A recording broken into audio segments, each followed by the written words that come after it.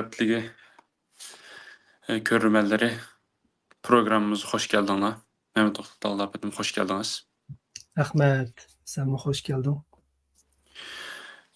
Programımızı başlap koyuştum burun tekitlep koyduğun bir gep sözünüz var mı? Elbette. Bu hafta aldığımızdaki hafta hem de dünyanın hem yerinde bizimki chet eldeki muhaciretdeki teşkilatlarımız, faaliyetçilerimiz 1. oktyabr münasebeti bilen namayişlerini urullaştırdı. Bununki çakırıkları, bazı teşkilatları allaqachon başlanıp oldu.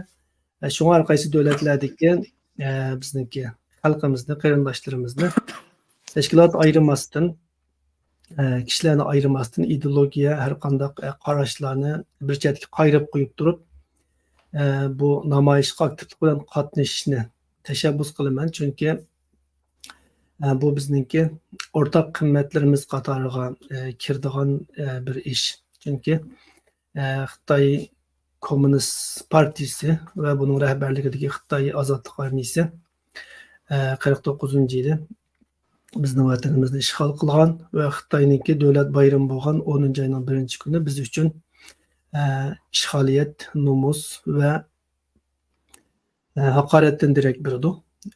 Ya'ni ularning bayrami bizningki motamimiz. Shunga bu kunda biz qaysi davlatdagi tashkilotlar yoki faoliyatchilar, shaxslar ideologiya ayirmasdan bizningki ichimizdagi ixtiloflarni bir chetga qayrib o'tib bu kunda Xitoyga qarshi birlikda mo'rni-mo'riga tirab kurash qilishimiz kerak, birlikda turishimiz kerak. Bu bizningki milliy birligimizningki simvoli. To'g'ri. To'g'ri dedingiz hamda. Unda bo'lsa, gap so'z to'kkan bo'lsa, boshlab ketaylik hamsa. Bu kanalımızda müşteri bo'lib qo'yishinglarni tövençiliklerini so'raymiz. Abone desek turish gap qildinglardan degan talashim bilan. Vatanda müşteri müşteri bo'lib istaydi hamda gez jurnallar müşteri bo'lish istaydi. Kanalımızda müşteri bo'lishinglarni. Hani kendi bizga har qanday teklif fikrlaringlarni berishinglarni, do'st yorlarlarga paydalanayotgan bo'lsanglar. Evet, qo'yishinglarni tövençilik bilan so'raymiz.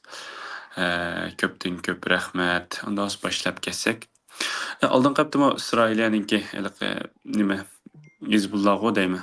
Hizbullah'ınki ma çaqurg aparatlarınki partlatqanlığın yakın to'xtalgan to'q. Xatoyman bo'lsam cuma kuni o değil mi?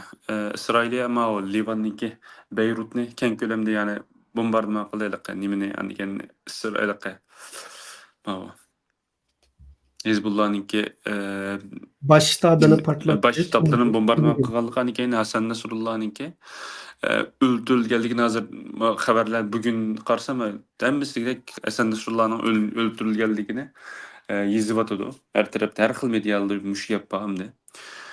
Bunun qanday qaraysiz hozir İsrail'ninki masalan Netanyahu'ninki ochiqlamasi yani bayonotga qaraganda biz cho'qim Hizbullah'ni talto'kish yo'q deymiz. Degandek bir necha qattiq bir siyosatni qo'llanganligi to'g'risida bir bayonot bergan bo'pti. Endi mush haqida bir to'xtalib bergan bo'lsangiz rahmat.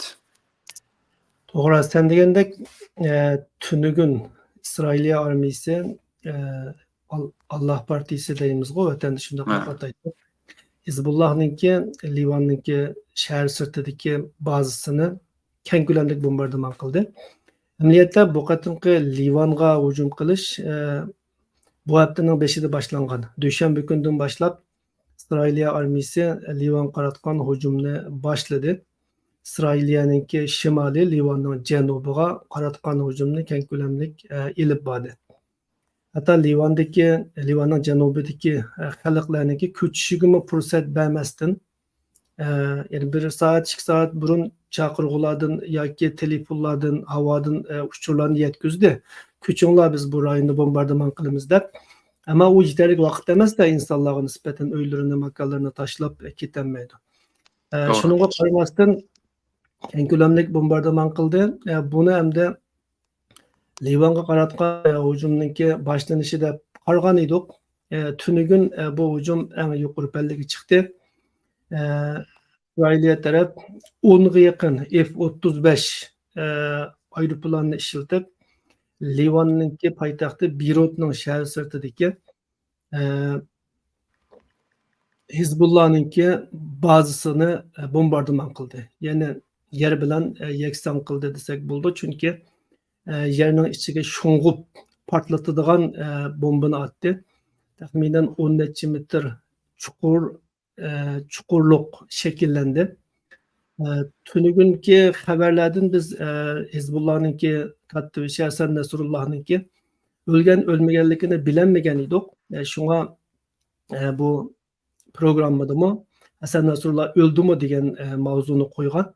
Ama bugün kechki yaqin kelgan xabarlarda mayli xalqaro medialarda bo'lsin yoki Hizbullah'ınki o'zininki taratqularda bo'lsin bu delillendi. Asasen Hasan Nasrullah'ның o'lganligi delillenip qoldi. Bugün etdigende İsrailiye armiyasi Hasan Nasrullah'ның o'lganligini rasmiy e'lon qilgan edi. Ama teşkilat tarafından bu uçur kechki yaqin delillendi. Bir kısım rayonlarda Sünni Müslümanlar mesela Suriye'de tentene kıldı bunu tebriklep. Çünkü Livan Allah Partisi Hizbullah Suriye öktücülerini bastırış için Esed armisiga yardım belgili Suriye'ye bağlan. Hazır mı bazı askerleri Suriye'de hükümet armisinin sepide turladı. Yani bularning hammasidan chiqqan yakun Hasan Nasrullah bu qatimqi qattiq bombardiman qilishda o'ldirildi. Endi buningga İran'ninki inkosi qanday bo'ldi desang, aslida eng muhimi shu endi İranning inkosi. Chunki Livan Allah partisi İranning qo'llashi bilan bir qo'llab qurilgan va kuchlantirilgan bir tashkilot. Hozirgi o'ldirildi deyilgen baş sekreteri Hasan Nasrullah 30 neçe yıldan bu yan bu teşkilatınki birinci kol başlıklı bulup gelgen. Endi bu teşkilat asaslı İran'ın qo'llashi da şuna bunun mağlubiyeti, İran'ın mağlubiyeti bununla berilgen zerbe ameliyatda İran'a berilgen zerbe. Halbuki sen dikkat kıldın mı? İran'ınki pozisyonu favqulodda boş. Biz İran'ınki burunqi prezidentlerden mayli Ruhani bo'lsin yoki Ahmadinejad bo'lsin, bularninki İsrailiyani yer sharidan yo'qotib o'timiz, İsrailiyani xaritadan o'chirib o'timiz degan ulug' quruq gaplarini jiq anglab ketgan, anglab cho'ng bo'lgan desak bo'ldi hamda. Medyasi bunu ko'ptirib beradi. Ama bu qatim İsrailiya Livan'ınki janubiga hücum qilishga boshlagandan tatib bugün Livan Allah Partisining yani Hizbullah'ınki katta işte o'ltirgandan keyingi eng jiddiy ahvolga kelguncha İran'ınki kuchli bir pozitsiyasini ko'mayapmiz. Eski İran'ınki yenidan saylangan prezidenti Mesut Pezeshkian Amerika'daki muhbirlarga bergan bayonotida Amerika'nın qo'llashiga erishgan İsrailiyaninki hujumiga Hizbullah bardoshlik berolmaydi degan şekilde bayonot berdi. Bu bayonot Hizbullah tarafini rahatsız qildi. Hatta İran'ın ichidagi mollalarni, onun ichidagi qattiq qo'l guruhni bearam qildi. Şunun bilan İran'ınki dini daisi Hameneyi Mesut Pezeshkianni sen axborot az gap qil, jiq gap qilib bana ish berma degan şekilde ogohlantirganligi haqidagi xabarlarmi chiqyapti. Hasan Nasrullah'ınki bazısı bombardıman qilingandan keyin İran'ınki dini daisi Hameneyi'ninki ciddi şekilde inqilobiy qo'g'dovchilar qismi ve armiyanın yuqori qatlam generallarını chaqirib yig'in ochganligi xabar qilindi. Yani meseleге ciddi qaraganligini ko'ryapmiz. Ama bu qatim İran favqulodda kishilar o'ylamagan shaklda so'g'uqqan yoki nihoyatda tamkin bo'lyotidi. İsrailiyat İranninki tashkilotiga o'zining qo'l ostidagi odamlarga hujum qilayotgan bir paytda İran taraf İsrailiyaga hatto butun xalqaroga "Men tinchlikni suyman, men inoq o'tkum bor" degan uchurni berishga tirishyotidi. Mas'ud Pezeshkiyanninki BDT'da so'zlagan so'zlari bo'lsin yoki İranninki devrim ya'ni inqilobiy muhofazatchi qismlarininki, islom inqilobiy qo'g'duvchilarininki bayonotlariningki nihoyatda mo'tadil yoki jimg'ur bo'lishlaridan bo'lsin, biz İran tarafninki ish haqiqatan jiddiy hol olgan vaqtda bo'shab ketganligini ko'rdik. İsrailiya bana hücum qılamaydı, Amerika İsrailiyani hücum qilib qo'ymaydi deb o'ylagan bo'lg'achqa yillardan buyon cho'ng gap qilgan bo'lsa kerak. Ama bu qatim İsrailiya rasmiy ko'zini qonga to'ldirib, qaramliq bilan hücum boshlaganda bo'lsa, ular qo'rqqandek qiladi. Endi biraz masalaninki tarixiy qismiga ozroq kelsak, o'tgan yili oktabrda Hamas İsrailiyaga hücum qilgandan keyin İsrailiya Hamasga qaratgan hücumni boshladi. Buning orqasidan Hizbullah biz Hamas bilan bir safda turamiz, Hamasga yordam beramiz deb İsrailiyaninki Golan egizligidagi, ya'ni İsrailiyaning shimolidagi tog'liq rayonlarga raket atishga boshlagan. İsrailiya ayni vaqtda birli vaqtda ikki saf oldingi safda jang qilishga kuchi yetmaydigan bo'lg'achqa yoki muvofiq deb qaramagan bo'lg'achqa u chog'da İsrailiyaning shimolidagi fuqarolarini taxminan 100 mingga yaqin deyilyotidi. Fuqarolarini ikki qismga chekindirgan va bu rayonlarni odamsiz tashlab qo'ygan. Endi bu qatim bo'lsa İsrailiya Hamasni bir taraf qilib bo'lgandan keyin navbat Hizbullahga keldi degan o'yda Livanga hücum boshladi. Maqsadi bir o'ch elish, qiyin kunlarda menga hücum qilganlarni men bo'sh qo'ymayman demoqchi. Yana biri Livan bilan İsrailiya o'rtasida hozirgi Golan egizligininki Livan qismida bexatar rayon ta'sis qilma davatida taxminan 10 kilometr atrofida zaminni insonsizlashtirib bu rayonni oradagi Türkçe tampon bölge deymiz o. Aradaki Vagon, boşluk. Aradaki boşluk rayon qilib qo'llanmoqchi va shu orqali biri bir yil oldida ichki qismga chekintirgan yahudiylarni hammasini aslidagi uy makoni qaytarmoqchi. Ikkinchi biri bularning qayta hujumga uchrashining oldini olish uchun bu rayonda bexatar bir orliq rayon ta'sis qilmoqchi. Hozirgi İsrailiyaninki o'ttirg'i qo'ygan harbiy nishoni mushu. Ben bununla muşçuk to'xtamdiq.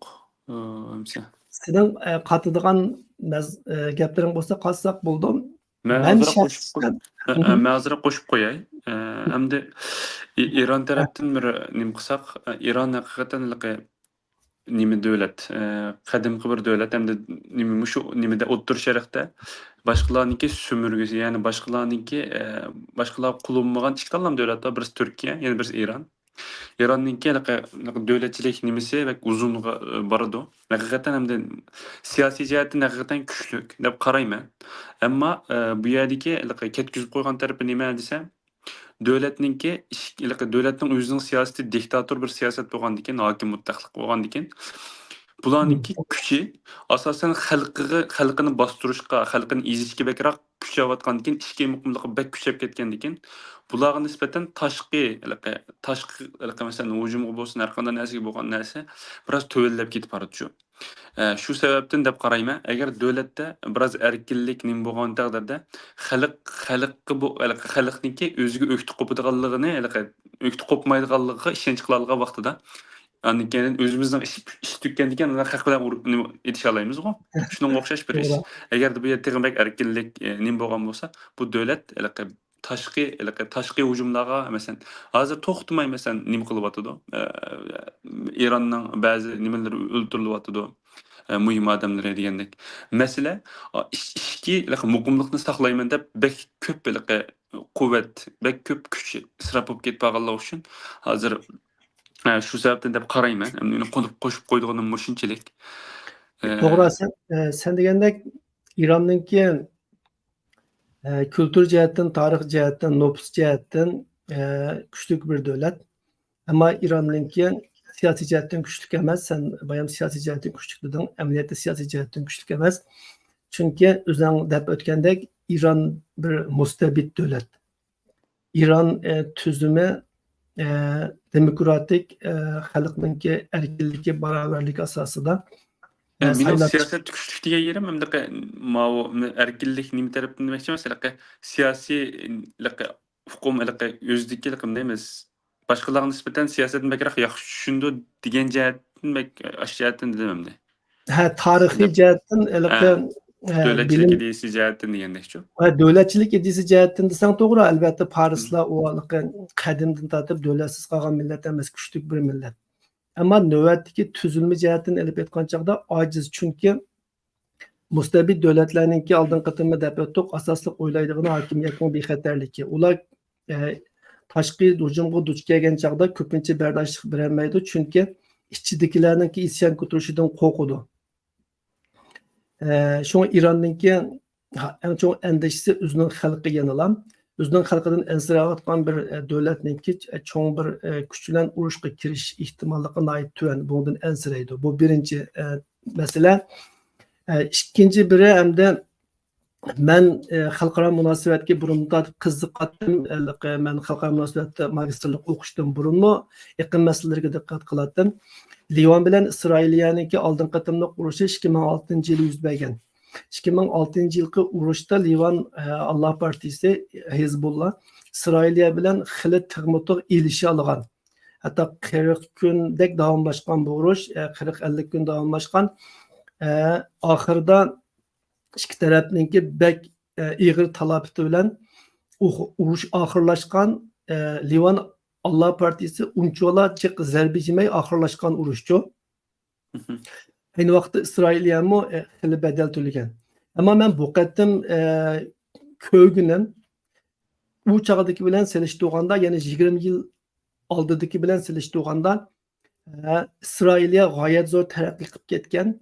Livan taraf yoki Livanninki Allah Partisining qo'llovchisi bo'lgan İran taraf acayip çekinip ketken. Yani 20 yıl aldidiki İran bilen İsrailiyanın kuch tengpuğluğunu bugün silishtirsan İsrailiya mutlak üstün degan gap. Demek ötken 20 yılda İsrailiyaliklar aldığı mangan bolsa İranlıklar başkalar keyniga mangdı degan gapçı bu. Mayli iqtisodiy jihatdan, mayli texnologiya jihatdan. Adisi hava mudofaa nuqtasini elib aytsak, hozir Livanninki hava mudofaasi 0. Livanning hava armiyasi yo'q. Livanninki bir hava armiyasi uçquchisi aeroplan havadan mudofaa qiladigan yoki to'sadigan nimasi yo'q. İran'ninki hozirgi mavjud hava mudofaa sistemasi bo'lsin yoki İran'ninki nima kurashchi aeroplanlar bo'lsin İsrailiyaga qat'iy tankilanmaydi. İsrailiyada hozir dunyoning eng ilg'or hava hujumi qildigan F-35'ten 52 yaqin aeroplan bor. Buningdan faqat Turkiya mı qo'g'lab chiqarildi bu programmadan S-400 ni setib olganlik uchun. Turkiyada birisi yo'q. Yani O'rta Sharqda F-35 ga ega birdan bir davlat hozir İsrailiya degan gap. Hava hujumi ve hava mudofaasi jihatda İsrailiya hozir O'rta Sharqdagi eng kuchli davlat. Mayli hujum qilish jihati bo'lsin F-35 orqali, mayli temir qubba orqali mudofaa qilish jihati bo'lsin, İsrailiyaga etilgan bombalarning %99'i to'silinadi. Fakat bir ikisilam tuş ihtimalligi bor. Ama İsrail'e atkan bombanınki %100 tuş tuş ihtimalligi bor. Yani bir ikini tosayo İran'da hazır bilişimçe S-400 mi yok, S-300 var Rusiyanınki müdafiə sistemisi. O F-35'ke berdaşlık veremeydi o zaman bilse. Şuna İsrail'e atkan bombalar naq tegidi hazır etrafdagi davlatlarga. Ama İsrail'e atkan bombalarınki tegish nisbati %1. Yani 2006'daki bilen seliştirganda hazır roşan fark ko'ryapmizda. Adisi istihbarat jihatdan elib aytgandimi, mesela aldın qatım biz sözleştik Hizbullah'nınki İsrailiyeden çaqırgı setip elib şu çaqırgıda partlap ketganligini. Bu qatım tünügünkü partlaşma Del Hasan Nasrullah'nınki baş ştabıda balıqını bilgenlikki xabarini algandan keyin bo'lgan ish. Yani Hizbullah'nınki işçi İsrail'e işleydiğen casuslar bilen tulup ketdi degan gap. Onda host bunun başınçık toxtlaydı. Hem de Açık toplayın ama bu yerden bir körülmelerden şu gelişi mümkün. Yani rayonda çoğun bir uruş partlamdı. İran uruşqa kiremdi degan sual aldın qatımı bu sual tushib ketgan o bizga ayrim. Doğru.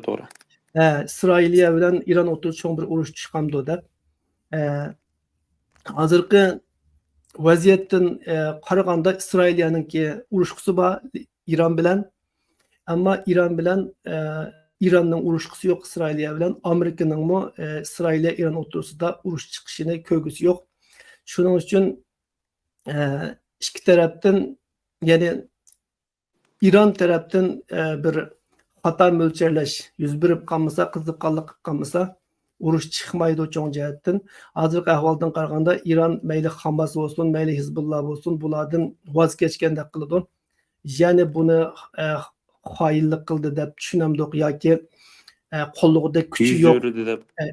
Qo'llig'ida kuchi yo'q hamda amalsiz qoldi deb tushunamdiq. Yuz o'rdi deb tushunamdiq. Bu o'zimizniki ixtiyoriy har kimniki o'ziniki tavallik tuyg'usiga asosan bo'lgan ish. Ammo İran'niki mayli yuz o'rsin, mayli qo'llayanmasın. O'ziniki bu kishilarga yel bergan kuchliq, keyinda turolmaganligi aniq. Agar turma desa, hozir İsrailiya bilan urushga kirib qoladi. İran taraf hazır biz İsrailiyaning kuch ko'rsatishiga kammaymiz, İsrailiya bizni urushga so'ramoqchi, biz urushmaymiz deyapti. Bundan chiqib turibdiki İran urushni xohlamaydi, urushga kirmaydi. İsrailiyaninki kirgusi bor, ammo İran qo'l solmasa İsrailiya o'zi bevosita cho'ng ko'lamli urushni ocholmaydi, chunki u chog'da Amerikaninki G'arbning qo'llashiga erisholmaydi. İran'ın pozisiyası intayin mühim ama İran hozirgi pozisiyasida soğuqqan bo'ldigandek yo'l qo'ydigandek turadi. Bu xil ahvolda urush chiqmaydi. Tamam, undaq bo'lsa keyingi savolga o'tib ketayliksa. Mana shu 9-oyning 21-i oldin qilibdi. Nimada Amerikaniki Dilara shtatida malaqi Kuvat boshliqlar uchrashuvi bo'ldi. Yani Amerika, Hindistan, Japonya, Avustralya 4 devlet o'rtasidagi munosabatlarniki ilgirlishi yosh to'g'risida bir yig'in o'tkazildi. Bu yig'inda nimalar ta'kidlandi? Masalan, bu hozir bulardagi davlatlar qarasak asosan Osiyodagi davlatlar deymiz hamda Avstraliya va shu nemiz Avstraliya bunun qo'shilgan vaqtida shunda bu masalan qanchalik muhim, nimalar ta'kidlandi? Bunun qanchalik ilgirlashlar va oldimizda nima ishlar planlangan bo'lishi mumkin? Shuna qarata bir. Aslida bu Kuvat deganimiz to'rt taraflik bexatarlik dialogi degan so'zningki qisqartirilmasi. Kuvat davlatlari Amerika, Avstraliya, Hindiston va Yaponiyadan tarkib topadi. Bu tashkilot 2004-yili Hind okeanida tsunami yani deniz buruni chiqqan vaqtda bu yerdagi davlatlarningki xalqlariga ofat elib kelgan. Shu ofatga taqobil turish uchun bularni bir hem o'zaro yordam berish, hem o'zaro hamkorlashish orqali havaraydan oldin ma'lumot berish, dengizdagi kemalar, paraxodlarni qutqizish qatorliq ishlarda hamkorlashish uchun qurilgan bir mexanizm. Rasmiy tus olgan bir tashkilot deb ketgilimi bo'lmaydi, ya'ni kotibotlik ishxonalari bor. Tashkilot deb ketgilimi bo'lmaydi. Bu shundoq bir mexanizmdi. Ammo 2007 yillari Yaponiyaningki marhum bosh vaziri sobiq bosh vaziri Shinzo Abe bu tashkilotni biz Xitoyga qarshi bir bexatarlik hamkorlik tashkilotiga aylantirsak yoki bu mexanizmni shundoq bir narsaga aylantirsak degan tashabbusni o'ttirga qo'ygan. Shuning bilan boshqa hamrohlarmi Amerika, Avstraliya, Hindistonlarmi buningga qo'shilib, shuning bilan bu mexanizm saqlanib kelgan. Xitoy buningga izchil qarshi turib keldi. Kvotni asosliq Tinch okeandagi yoki Hind okeandagi NATO deb atab bu bizningki bexatarligimizga tahdid, bizga manga tahdid solish uchun tashkillanganlar deb hatto bu davlatlarningki tashqi ishlar ministrliklariga necha qatim ultimatum topshirdi. Ya'ni Xitoy buningdan rohatsiz. Endi bu tashkilot shundan keyin bir mezgil bek aktiv bo'lmagan tashkilot degandan ko'ra bir mexanizm deylik. Bek aktiv bo'lmagan. Ammo Bayden taxtga chiqqandan keyin Bayden xalqaroda Amerikaning ittifoqdoshlarini kuchaytirib, xalqaroda Amerikaningki ta'sirini zo'raytirish va shu orqali Xitoy, Rossiya qatorliq davlatlarni cheklashni o'ylab ish qildi emasmi? Strategiyasi shu tarafda. Shunga Bayden buni oldin qatim bir qatim bu davlat boshliqlarini bilan uchrashgan, yig'ilishgan.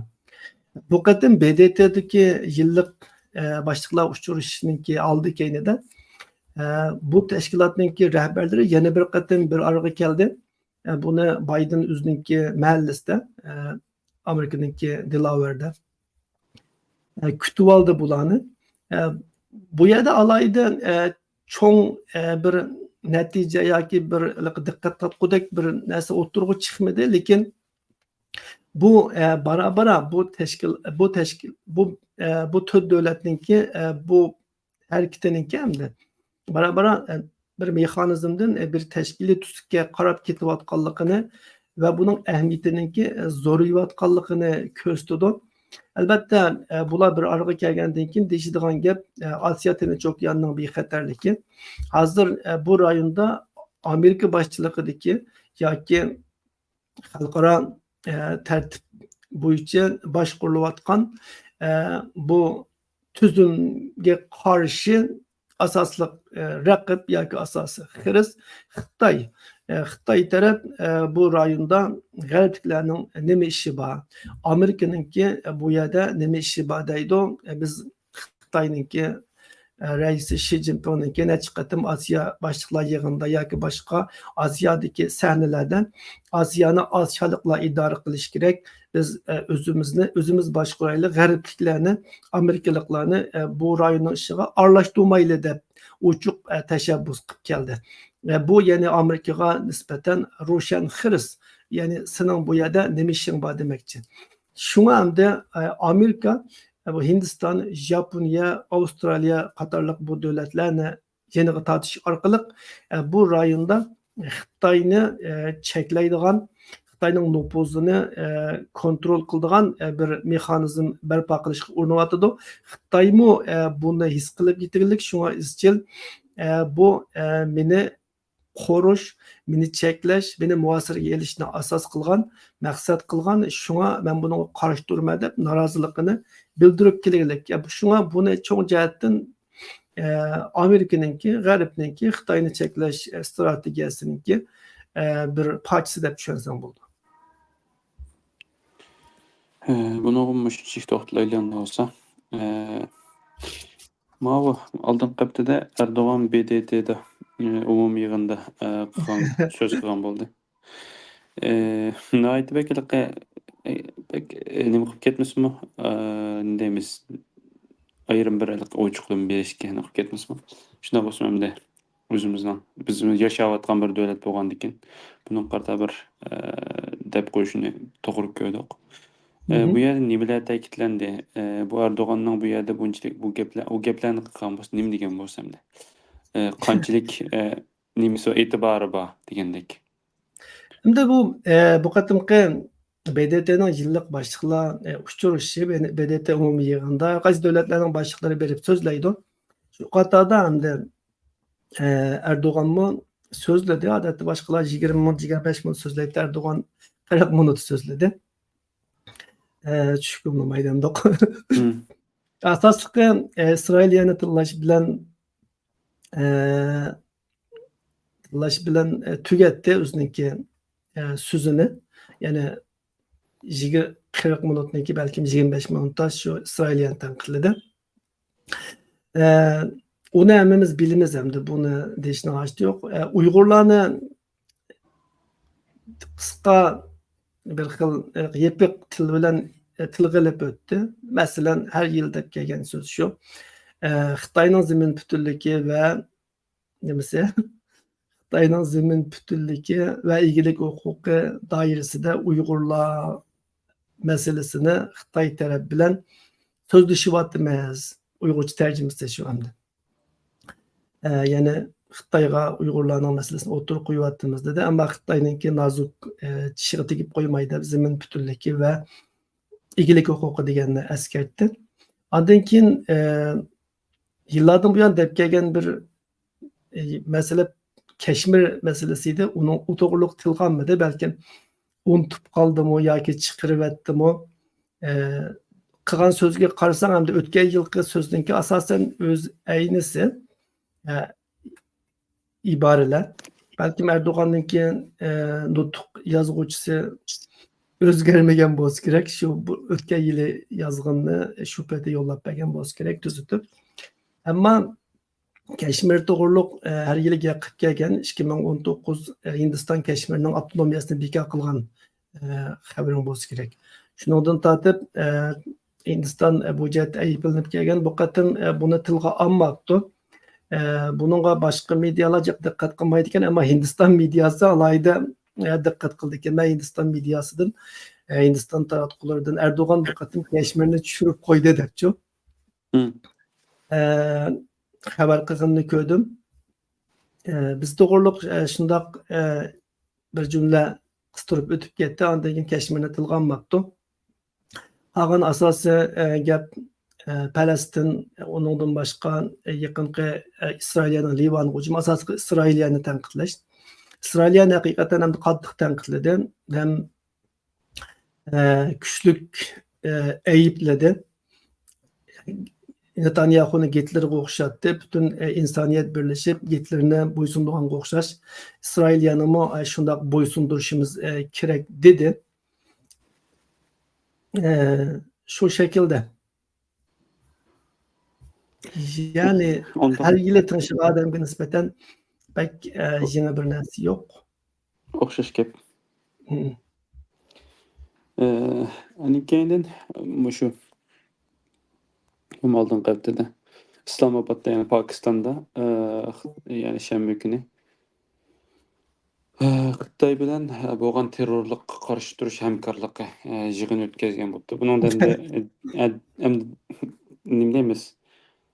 Chiqqan gap nima desam, zahar apkeschilik degandek umumyuzlikda atab turib hamda asosliq bekroq degan gapida bizga qaratilgan gapda nima deb desam, biz Şinjan bilan bo'lgan oraliqimiz 600 kilometr. Ya'ni biz nayt yaqin. Degandek, masalan, o'xshash masalan Xitoyning zemin bütünlüğini nima qilamiz, qo'g'daymiz degan shakldagi gaplar ekan. Buning qirta hamda o'zimizga ko'p qarshi bo'lsa tushuntirib beramiz. Xitoy bilan Pokistonning o'rtasidagi bexatarlik hamkorligi bizga sir emas. Pakistan bu jihatda izchil Uyg'urlarga jangarchilik qilib kelgan bir davlat. Uyg'urlar Pokistonda xotirjam bexatar yashayolmaydi shuning uchun. Ammo bu qatimqi uchrashishdan meningki his qilgan yoki so'zlashga tegishli deb qaragan bir ikki nuqta bor. Buning biri Bunun biri Xitoy Pokistonga ofitserlarni tarbiylaydi ekan. Ya'ni Pokistonningki saqchilarini, harbiylarini Xitoy taraf tarbiyalab bermoqchi deydi. Xitoy bu yil 3000 saqchi tarbiyalamoqchi ekan chet eldagi atrofdagi davlatlarga. Buning ichida Pokistonmi bor ekan. Buni alayda tilg'abdi. Xitoy tarafniki degan gapi kulkilik. Bizniki uzun yillik terrorlikqa qarshi turish tajribamiz bor. Bu tajribamizda biz Pokiston bilan o'rtoqlashishni xohlaymiz deydi. Ya'ni kishilarni qanday bostirishni, qanday mustabidlikni qanday kuchaytirishni biz sizlarga o'rgatamiz demoqchi. Bu kulkilik. Ondan keyin yana shu bu yerda Pokistonniki islomiy tashkilotlardan bir qanchasi birisi deyman Qashqarga ziyoratga berib bu yerda Xitoyniki islomga qilayotgan yaxshiligini, musulmonlarga yaxshi kuyinayotganligini maqtadi. İslam dünyasından bundaq atalmış ulamolarningki yoki atalmış tadqiqotchilarningki bu xil bildirlashlarni biz jiq anglab ketgan bo'lg'achqa buningga jiq parvo qilib ketmadim. Ammo bu qatimki Müşer biraz kıstırıp külgülü bir uçur okugandım.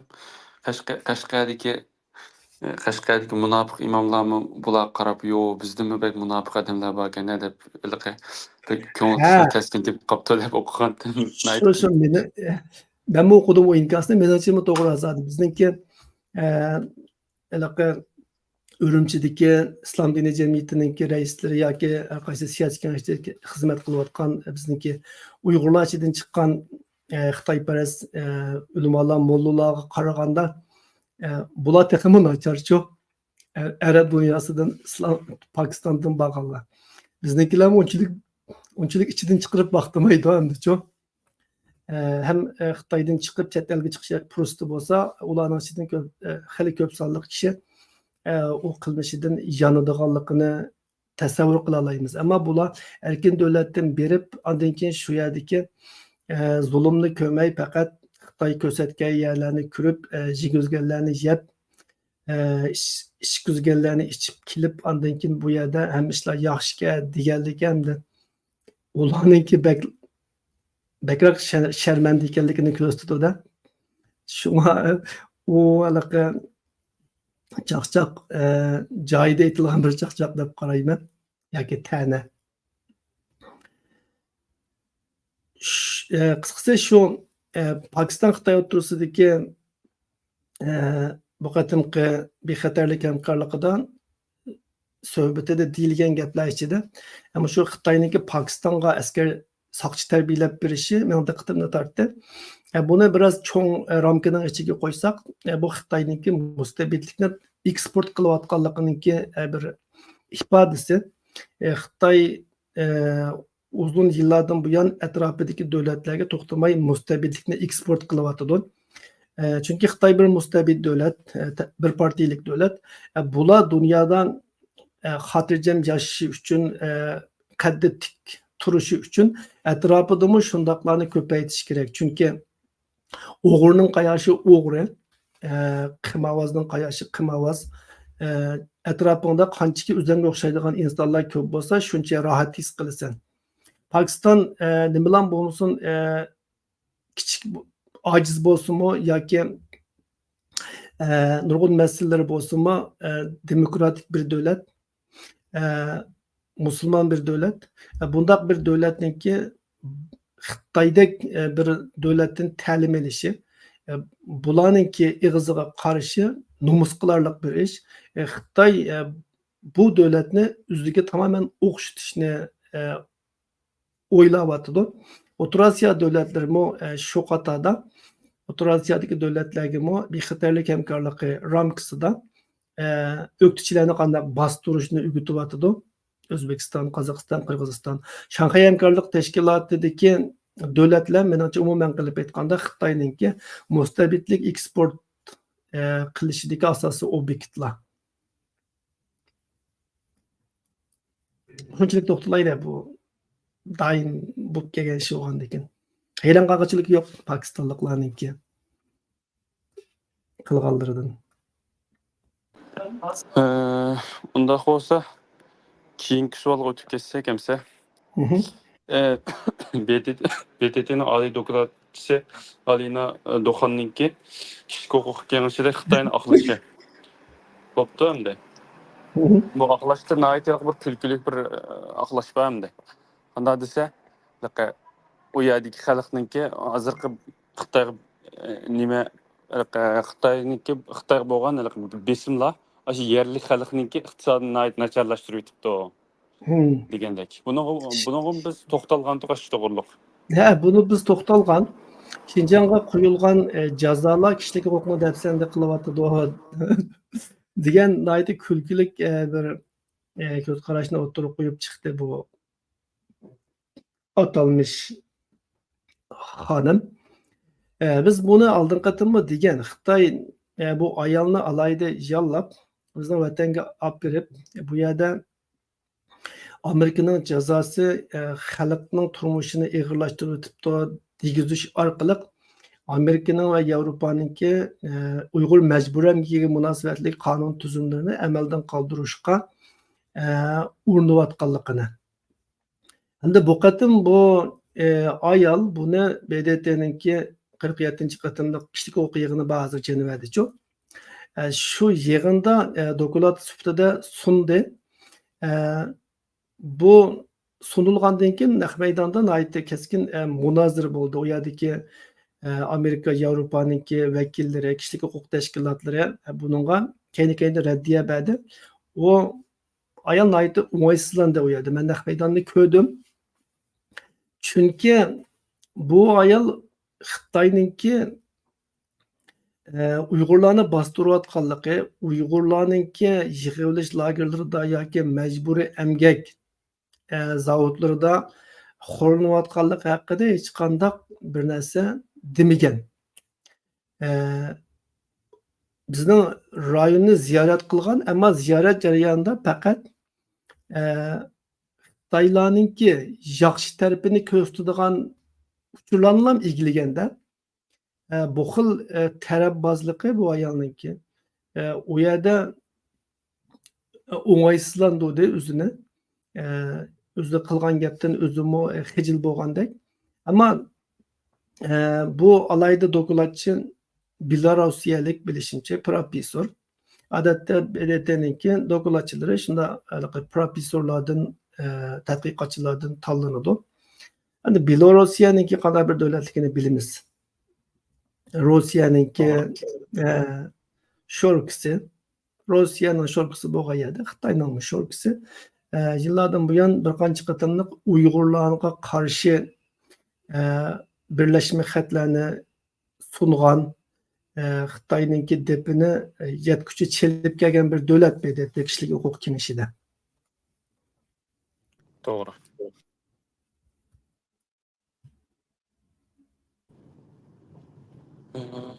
Bununla çift toplamdık. Keyinki suallar.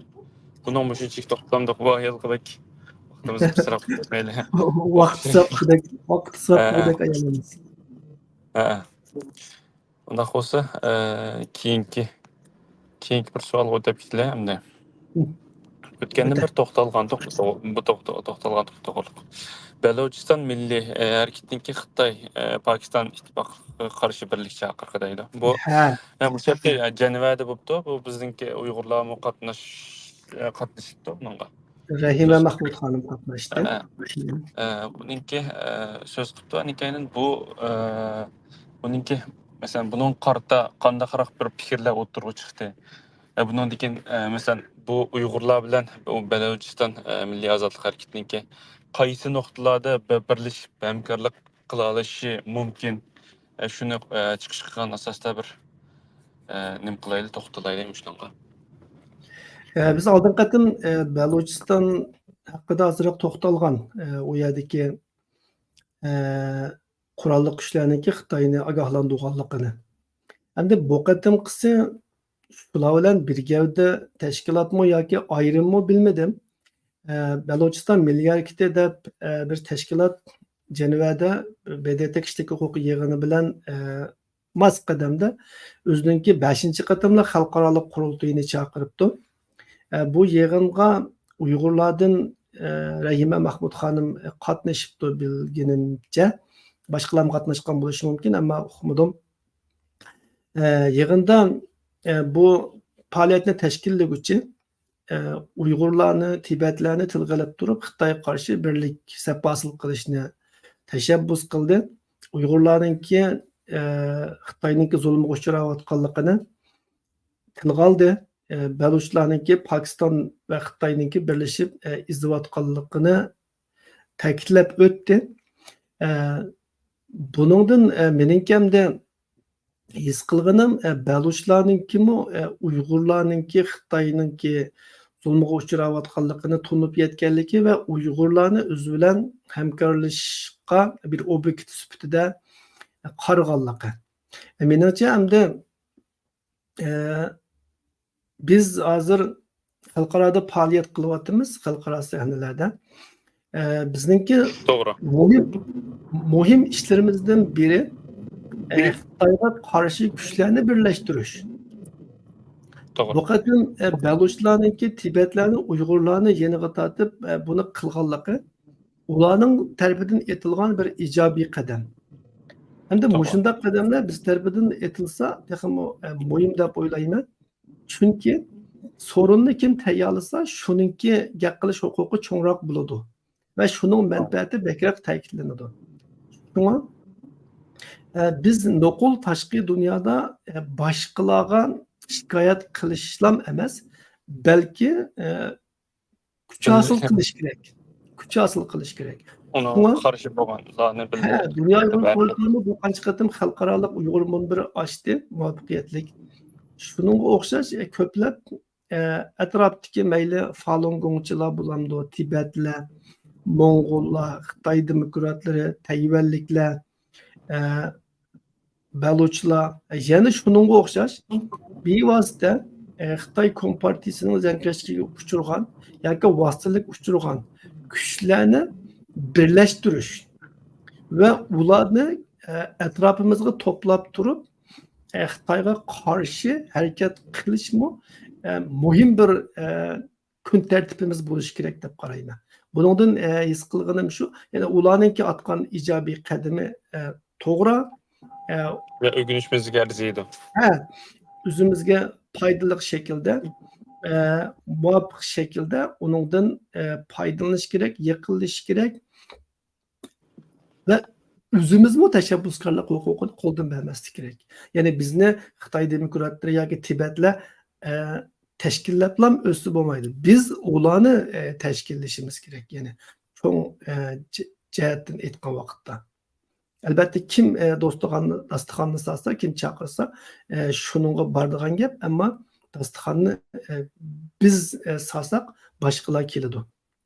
Ya'ni qisqa chiqib aytganda, ularning chaqirig'i ijobiy chaqiriq, unga muvofiq javob qaytarish kerak, ammo u tashkilotningki nemisini tekshirish kerak, keynini, qanday tashkilotligini, tarixini tekshirish kerak.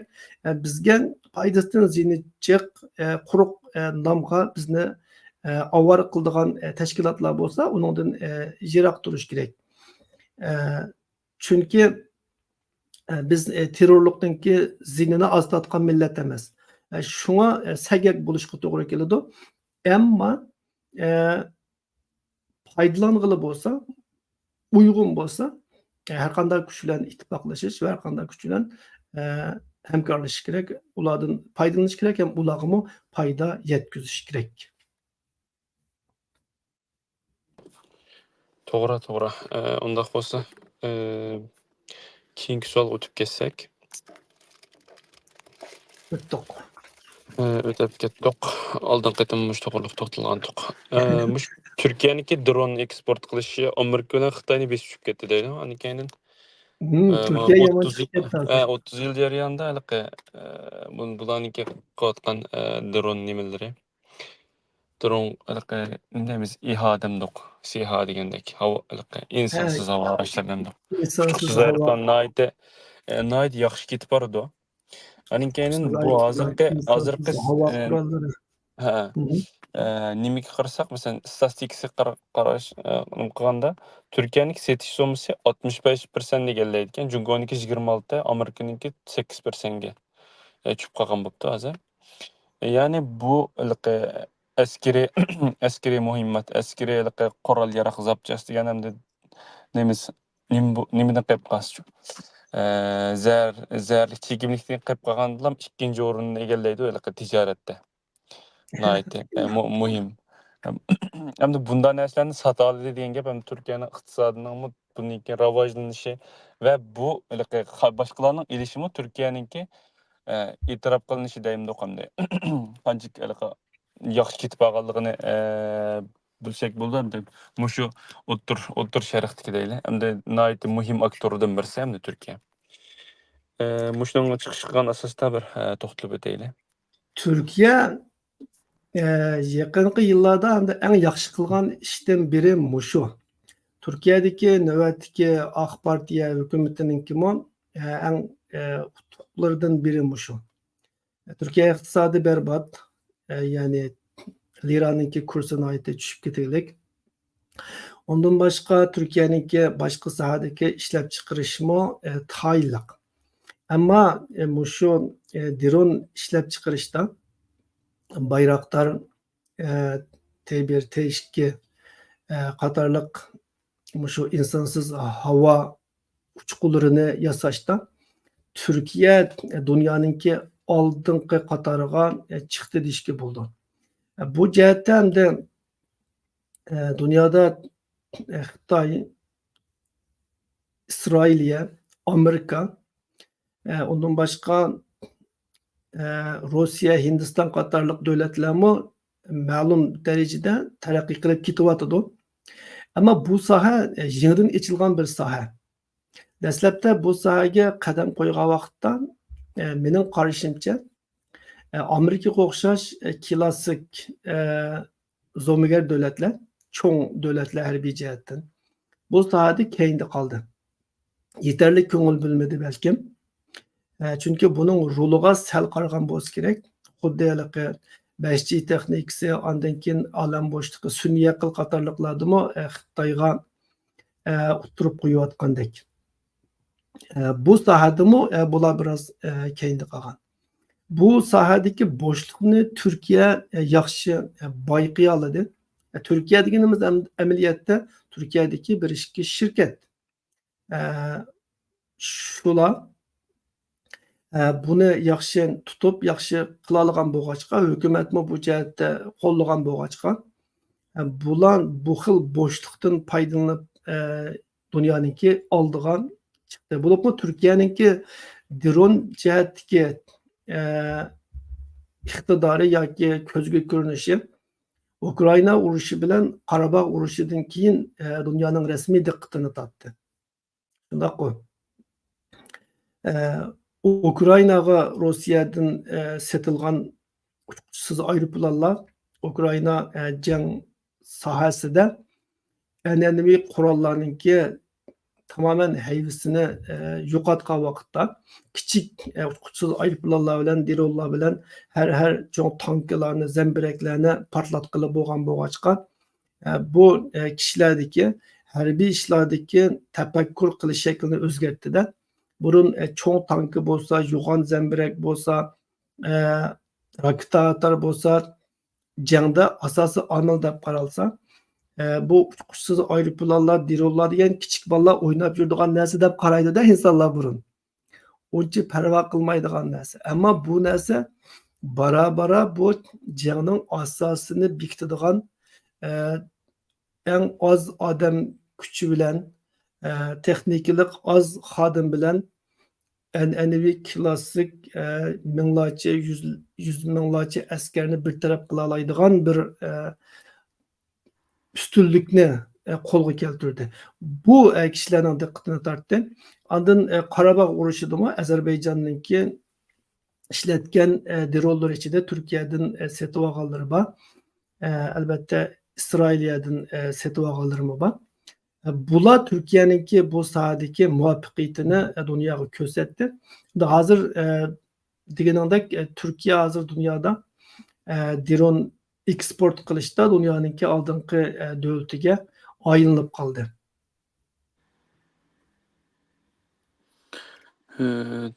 To'g'ri, endi hozir Turkiya haqiqatan mushu yerdagi, mushu bölgedagi muhim aktorlardan birisi. Mushada gezi kelganda bir narsani davlay. Turkiyadagi bu xil qizg'inlik hozir Turkiyada keng universitetlarga chachirdi. Turkiyadagi yoshlarning orasida bu xil qizg'inlik kuchaydi. Turkiyada Teknofest, ya'ni texnologiya ko'rgazmasi her yili o'tkazilyapti. Hatta yilda 2 qatim o'tkazilyapti universitetlarda.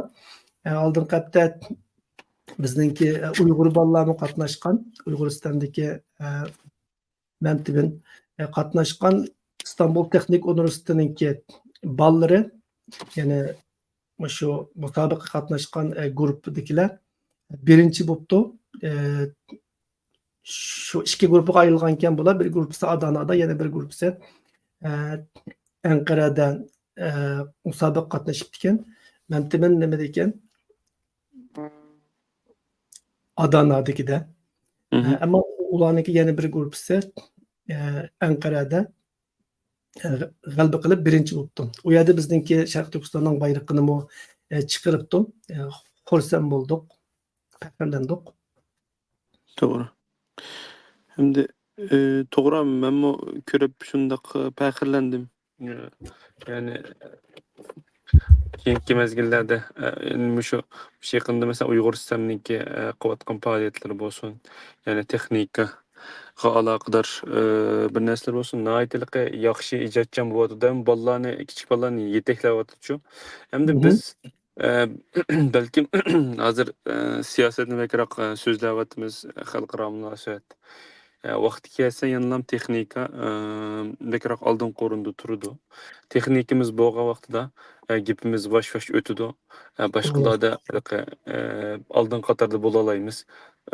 Hamda haqiqatan bununla Uyg'uristonda hammaning kuch chiqaryotdi. Bununla men ko'pdan ko'p tashakkurimni bildiraman. Buningdan keyingi ishlarga haqiqatan utuq tilayman.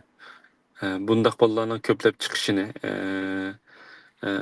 Allohdan tilaymiz hamda.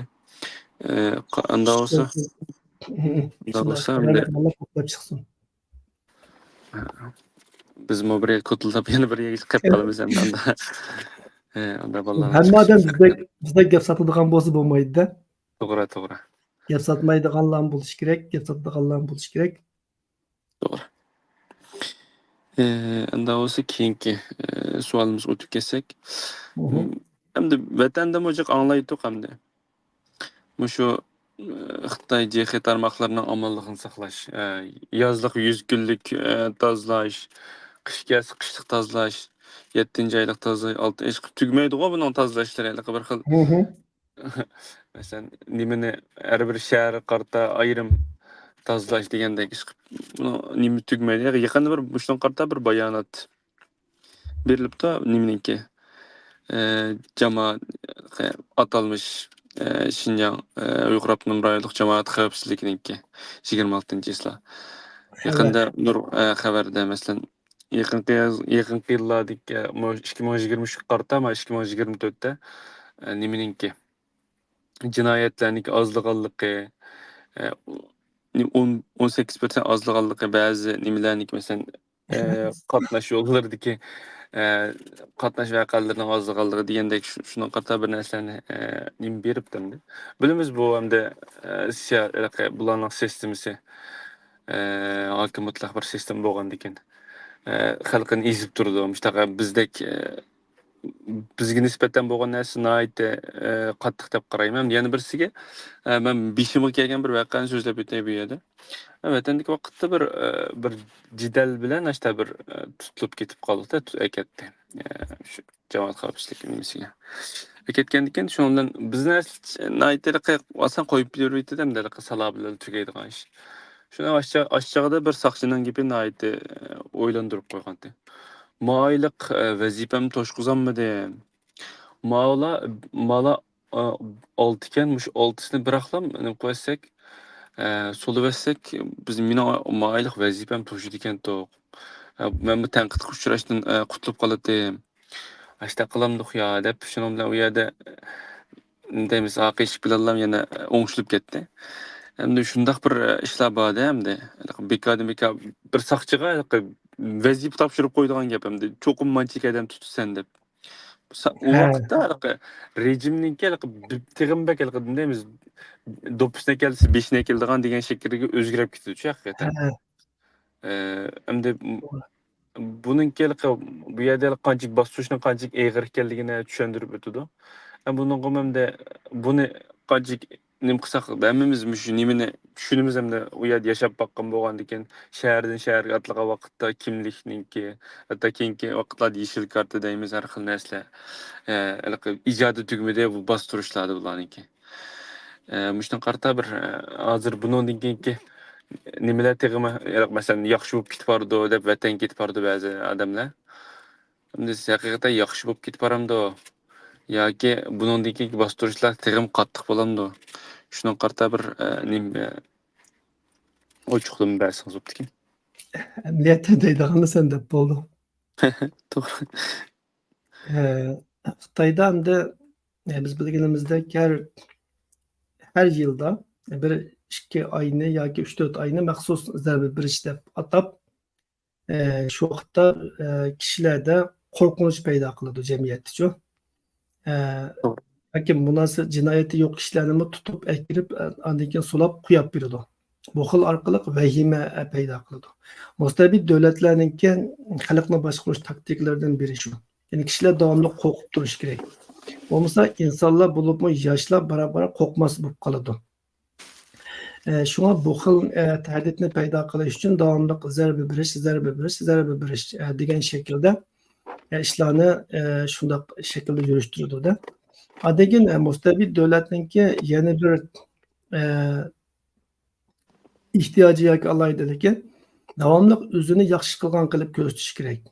Masalan, atom rayonlik JX nazoratininki bu qatimqi xabaridami biz Yazlık bastırış. yazlık amallık saqlash bo'yicha zarba berish harakatida utuq qozondik. Jinoyat ko'rinarli darajada tuvalladi debdi. Shundaqmi? Doğru.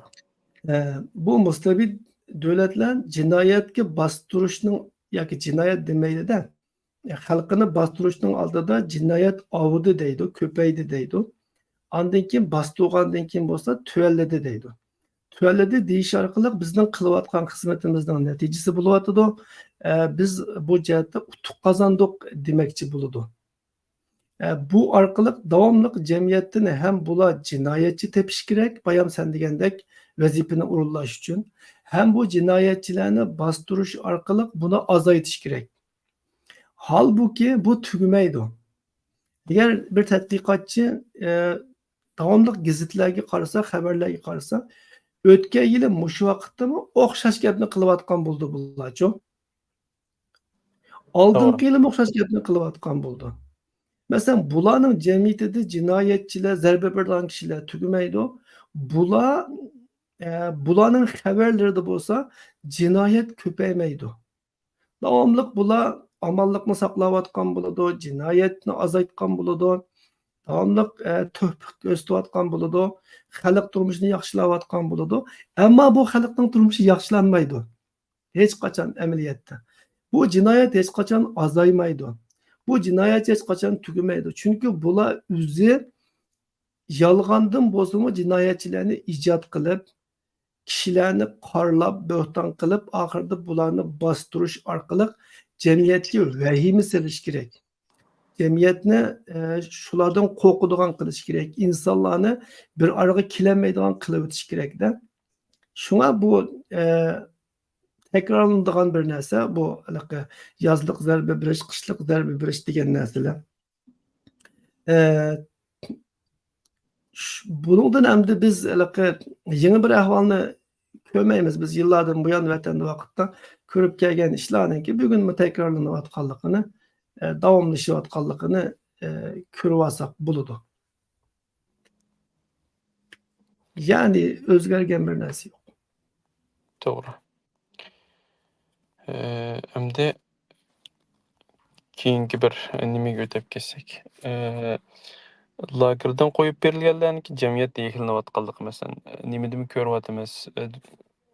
Aslida oldingi azroq qo'shib qo'ydigan narsam borda, yaqin do'yin servetib masalan, saqchilarga nima qilgan masalan tilladi degandek, shu vaqirdi degandek ashta videolarni chiqarib, masalan saqchilarga nima til tekkizishga bo'lmaydiganligi degandek nurg'un narsani chiqarib turib, xalqni tutib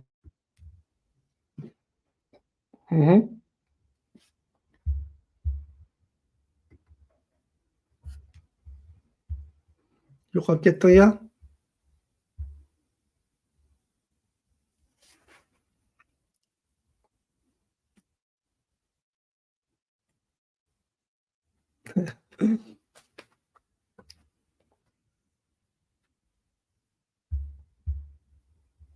Voy,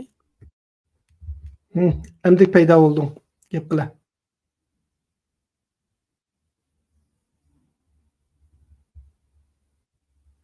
Mavo Yo'qolib ketding ya.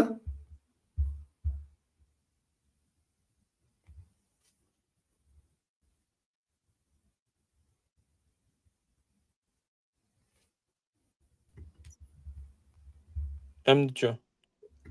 Endi kelding, to'xta. Endi-cho? Endi ovozim beryapman. Gap qila. Endi kelding. Yaqinda nima do'yin servetib boshlanganlarda bir narsani ko'rdim. Bu masalan saqchilarni til tekkizgan degan shaklda bu til tekkizish bo'lmaydi. Ba'zi odamlar masjilikda bir narsa degan bo'pti. Yoki bo'lmasa bunaqqa nimangiz bor u bu degandek masalan vaqirgan degandek-chi endi. Normal bir ahvolda haqsiz bir nohaqchilikka qarshi bir o'ziniki normal bir qarshilik bildirishda endi bu nima ish qilyapsa bunday qilsang bo'lmaydi degandek shaklda ba'zilarimda tillagan bo'lishi mumkin. Bunun qarta avval saqchilarda bo'lgan nima deymizda nohaqchilikka qarshi nima qilyapti. Buni akilib yoki sen saqmitan yoki masmitan qaysi shaklda emas opirib buni nima qilib tekshirishnoma yozg'izib yoki ba'zilarni 15 kun solab qo'yib to'xtatib qo'yish deydigandek. Ashta ishlab bo'lyapti. Ani keyindan ba'zilarni masalan to'rni qalaymagan qildi degan shaklda masalan til eg'iz buzib tilladi degan shaklda ularni mana tutib nima qilib yetibdi endi. Buni mana bir bostirishninki bir qismi deb qarasak bo'ladi. Endi ba'zi haqiqatan jamiyatning axloqiy bu narsalarga ko'ngil bo'layotgandek qismi. Endi bir jihatdan buni nurg'un odamlarga yeyib turib qila oladi deb qarayman. Buni ham mushunchalik to'xtalaydi. Keyingi bir nima keyingi solma lagerdan chiqqanlarniki jamiyat yeklinayotganligi. Masalan ba'zi videolarni ko'rib qolamiz. Men chiqqandan keyin normal bir nima qilinmayapman. Shahardan shaharga borolmayapman yoki uy ijaralanmayapman. Degandek nurg'un qaqshashlar bo'lyapti. Bu ham bir bostirishninki bir qismi ham hisobda. Bu haqiqatan nimadan chiqqandan keyin haqiqatan kart nima deymiz o'ziga bir chekit qo'yilib qoldigandek bir his qildim endi haqiqatan shunday bo'lamdi. Boshqalar qarta o'xshamaydigan bir narsa. Albatta. Lagerga kirdi deganning ma'nosi Xitoyga nisbatan ideyasida masala bor degan gapchu. To'g'ri. Ya'ni Uyg'urlarning hammasining ideyamizda masala bor-da Xitoyga nisbatan. Ama lagerga kirmagan VIP Uyg'urlar bo'lsa hamda Xitoyga ishlayotgan yoki mühletdan burun Xitoyda ish bo'lgan degandekchi hamda. To'g'ri. Yoki har xil shaklda saqlanib qolgan kishilar bo'lsa, ularda masala yo'q deb qaralgan gap. Ammo kirganlarning hammasida masala bor deb qaralgan gap. Endi u yerga kirgan insonlar u yerdan qo'yib berilgandan keyin chikit qo'yilgan insonlar bo'ldi. Bu Xitoylarningki odam boshqarishdagi usuli. Yillardan buyon turbalarga berib kelgan kishilar yoki soqchixonaga bir qatam kirib chiqqan kishilar pasport bejiranmaydi. Münasebetlik urullarga, sezgür rayonlarga o'zi xalab kirolmaydi. Hatta yurt atlap sayahat kılanmaydı. Öyleriga adaşları, ağaylarını başlap konduranmaydı. Hem işten yasak çıkandan yoki kent komitetidan yoki bo'lmasa yezininki siyosiy qonun ishg'ollaridan ijozat edish kerakdi, ruxsat edish kerakdi. Shu siyosat o'xshash davom qildi deb o'ylayman. Shunga sen ko'rgan bir ayolninki bizni qo'yib bergan vaqtda sizlarning gunohinglar bu yerda tugudi, turmada bu yerdan chiqqandan keyin sizlar oppoq bo'lib ketasizlar deganda, ammo jamiyatda biz nega borsak ish topolmadik, nega borsak yaklandik degini to'g'ri. Amaliyotda ular undaq degan bilan lagerdan qo'yib bergan vaqtda yoki turmadan qo'yib bergan vaqtda, ammo jamiyatning hamma qatlamida ular yaklanadi. Ularga ish berilmaydi, ular hukumatning nazarida yaklanadi, korxonalarning nazarida yaklanadi. Ularni yeniga tatgan kishilar yana kunlarning biridan mushu tufayli mana korxonamga ish kelib qolmasin, gap qilib qolmasin deb yana qochadi. Shunga lagerdan chiqqanlarninki yaklanishi biz ilgirki turma kirib chiqqan yoki sulaxonlarga kirib chiqqanlarning yaklanishini ko'zda tutgan vaqtimizda nihoyatda umumlashgan bir ahvol deb qarayman. Bu ahvol davomlashindi. Lagerdan qo'yib berilgan Uyg'urlar Xitoy jamiyatida, ya'ni o'zimizningki Sharq Turkistondagi o'zimizning vatandagi jamiyatdami o'xshashlar yaklanib, ikkinchi sinf, balki uchinchi sinf muomala ko'rdi. Bu o'zgarmaydi menimcha. Bu ularga nisbatan yana jamiyatninki ustunroq lager ekanligidan direkt berdi. Amaliyotdami bizningki vatanningki usti uchuq bir lager, bir turma. Ammo turmadan chiqqanlarga nisbatan buning darajasi texmo yomon degan gap.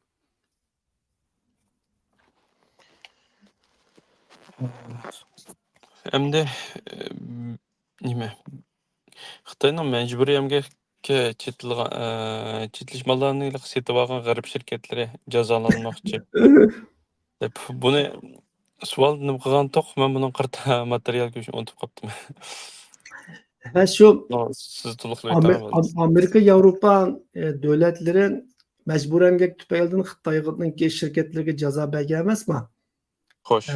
Amerikanınki majburiy emgak bo'yicha bergan jazosi hozir 70 tek shirkatni o'z ichiga oldi. Biz oldingi qatimliq programmalarda buni tahlil qilgan.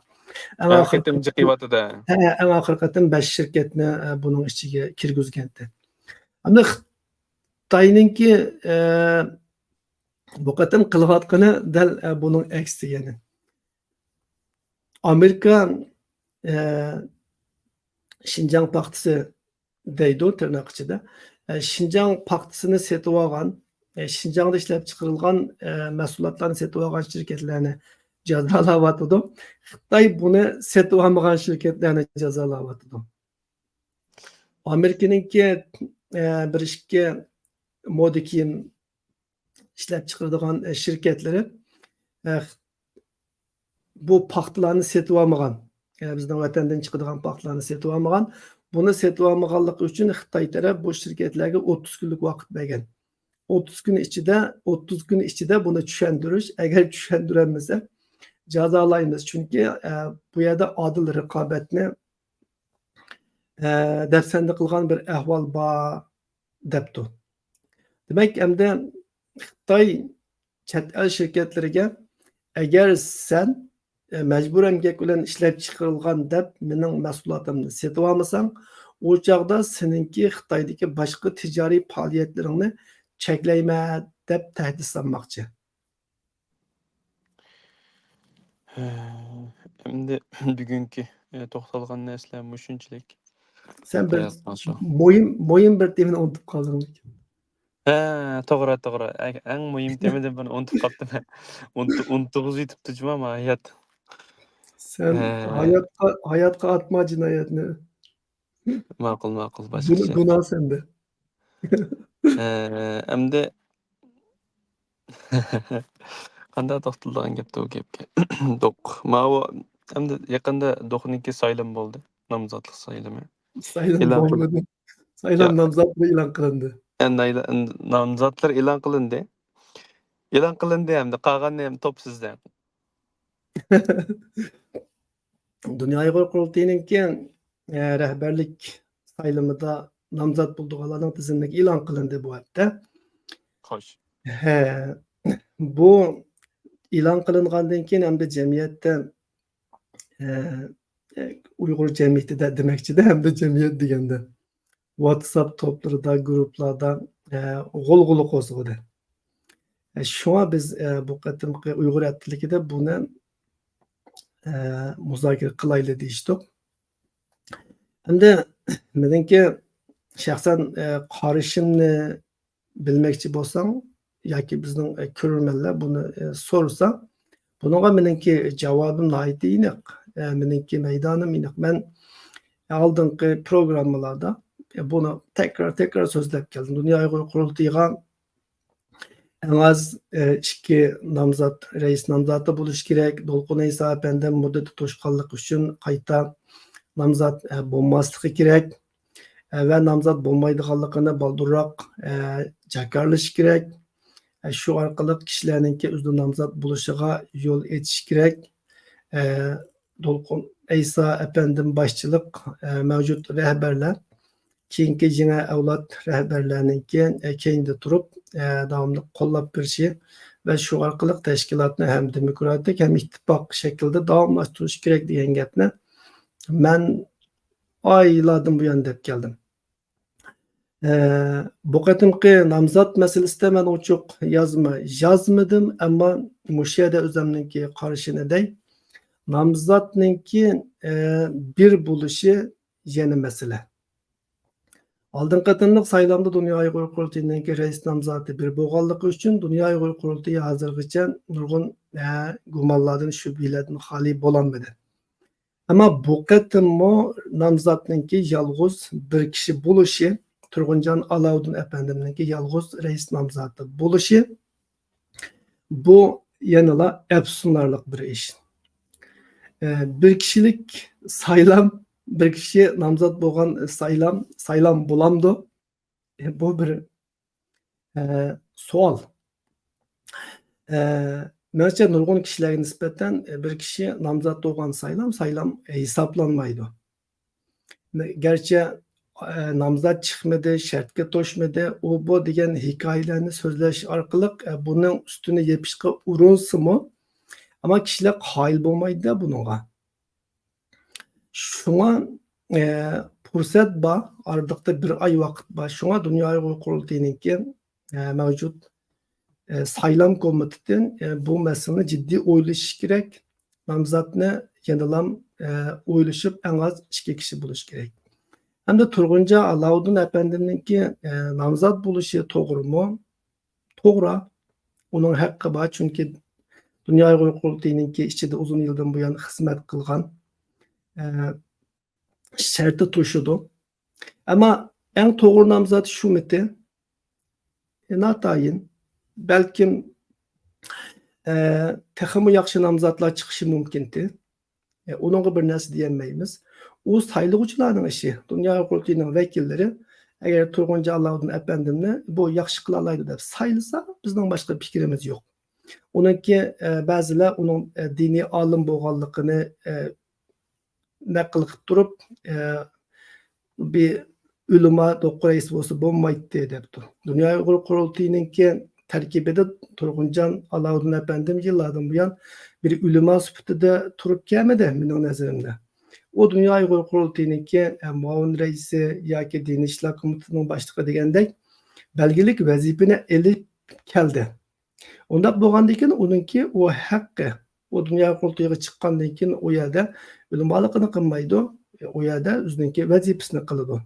Şuna bir odamninki dinda o'qigan bo'lishi, yoki ulamo bo'lishi, yoki tijoratchi bo'lishi, korxonchi bo'lishi uning saylamda nomzod bo'lishiga daxl qilmaydi. Masalan, Amerikada hozir Trump bir savdogar Amerikaning prezidentligini talashyapti. Yani bu cihetde mence mesele yok dep oylayman demokratiya şundaq bir narsa. O hamma adamga barobar. Ammo yaxshi nomzodmidi, bundan yaxshisi chiqsa bo'lamdi. U masalalarni tartishsak bo'ladi. Uningga do'qna vakillari qaror bersin. Ammo nomzodning bir bo'lib qolishi masala meningcha. Ma meslek deb qo'yaylik. Kim bo'lsa bo'lsin, Turg'unjon Alovdin efendim ulamo bo'lsa, yana bir ateist bo'lamdi. Yana biri bo'lsin hamda. Masalanchu, To'g'ri. yani bizde birovninki diniy e'tiqodi yoki kasbi bu talabları emas, uninki layoqati, shartga to'smasligi Bekroq muhim. bekrak muhim. Shunga nomzod biri olmaslik kerak. Bu nomzodni qayta o'ylash kerak. Mencha fursat bor. Buni hal qilish kerak deb o'ylayman. Bo'lmasa oldin qatimgi xatolikni yana takrorlagan bo'ladi. Ondan keyin meningki yoqtirmagan yana bir tarafim, yani tarafi bu ishninki nomzodni ko'rsatish yoki e'lon qilish shakli. Agar bu nomzodni Dunyo Uyg'ur qurultayining saylam komiteti bekitib, yani muqimlashtirib chiqqan bo'lsa, undaqda Doq TV'dikilar bu xabarni yaxshi yozolmabdi. Chunki Dunyo Uyg'ur qurultayiniki televiziyasidan bergan xabar shu. Dunyo Uyg'ur qurultayining raisligi, ijroiya komitetininki qarori yoki bularniki muqimlashtirishi bilan Turg'unjon Alovdin efendim Dunyo Uyg'ur qurultayining rais nomzodi qilib ko'rsatildi debdi. Yoki muqimlashtirildi debdi. Bu xato bir ibora. Chunki Xitoyninki saylimidimi bundaq so'zni ishlatmaydi, hatto Xitoy jinda ishlatmaydi buni-chu. Xinhua agentligining xabar yozuvchilarimi buningdan sifatlik. Yani mevcut reislik bilen icraiya komitetiniki nomzodni bekitgani qandaq gap bu? Nomzod deganda saylam komiteti bekitmamdi. Saylam komitetiniki muqimlashtirishi bilan muqimlashmamdi uchu. O mevcut icrachilar, mevcut mansabdorlar bekitgan adam qanday demokratik erkin saylam qatnashgan bo'ladi? O'ylab baqsan. Shunga bundaq şekilde bo'lmaydi ishlarchu asli ichida bekitgan taqdirdimi bundaq uchuq deyishninki nima hojati? Bekitmaslik kerakda asli. Salohiyati bor kishilar saylam komitetiga iltimos sunishi, saylam komiteti qarab chiqib shart to'shqanni qabul qilish kerak. Uningga mavjud ijroiya komiteti raislikninki muqimlashtirishi, qarab chiqishi haqqi yo'q-ku uninki. Bu xuddi nimaga o'xshaydi? Masalan, Turkiyaninki ikkilar qatimliq davlat boshlig'i nomzodlarini Erdo'g'an bekitgandek bir ish. O'ylab baq. Nada bundaq ish bor? Shunga bu nomzodning bekitilish shakli meni bearam qildi, rost gapni desam. Agar o şekilde bekitilmay o'zi iltimos sunib, iltimosdan keyin qaror qilingan bo'lsa, ya'ni qaror qilish degan gapni xato bu yerda muqimlashtirilgan bo'lsa, o chog'da xabarni yozganlarninki xatoligi. Agar xabarda deyilgandek bo'lsa, bu to'g'ri ko'rsatish shakli emas, nomzod ko'rsatish shakli xato.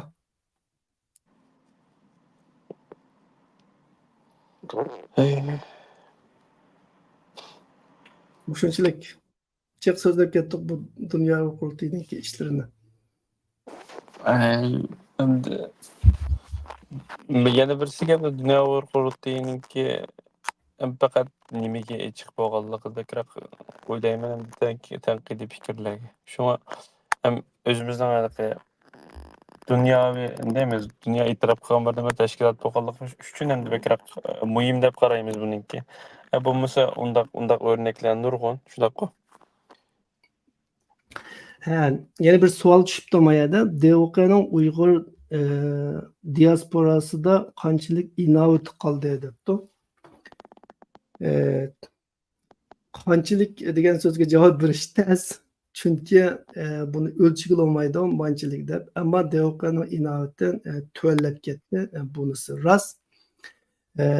Buni asli keltirishning usuli baya deb o'tgandek ishlarni to'g'ri qilish,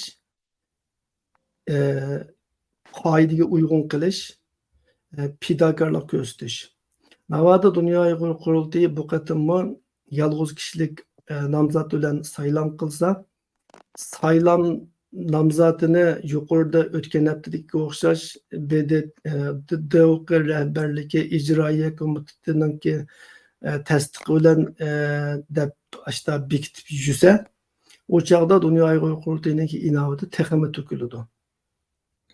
Biz Dünya Uyg'ur qurultiyining saylamining tarafsiz bo'lishini, adil bo'lishini, demokratik bo'lishini talab qilamiz va shundoq bo'lganda ondan keyin uningdan chiqqan natijani biz boshqalarning oldida himoya qila olamiz. Boshqalar Dünya Uyg'ur qurultiyiga hujum qilganda yoki uni ayblaganda biz uni oqlay olamiz. Agar oqlagudek fursat qo'ymasa bizga amal yo'q. Ziyolilarninki vazifasi xato qildimi, to'g'ri qilsami ko'tarish emas. Ziyolilar degan xato qilganda xato qildingiz deyish, to'g'ri qilganda to'g'ri qildingiz deyish vazifasini ustiga olgan insonlar. Dünya Uyg'ur qurultiyini atrofida hozirmi qo'llaydigan ziyolilar bor. Uni nurg'un chet eldagi yani da'voning sirtidagilar bilan bizning ishimiz yo'q, ammo ichidagilarninki ko'p sonliqda qo'llab kelyotidi. Ammo qo'llash uchunmi bir bo'shliq kerak-da. Azroq yo'l qo'ymasang, bo'shliq qo'ymasang qanday qo'llaymiz? To'g'ri.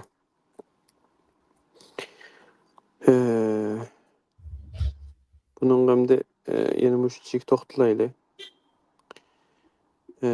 Hamda qolganiga saylamniki nihoyat yaxshi, balki bizning o'ylaganimizdek bu chiqishni umid qilamiz demokratik bir shaklda.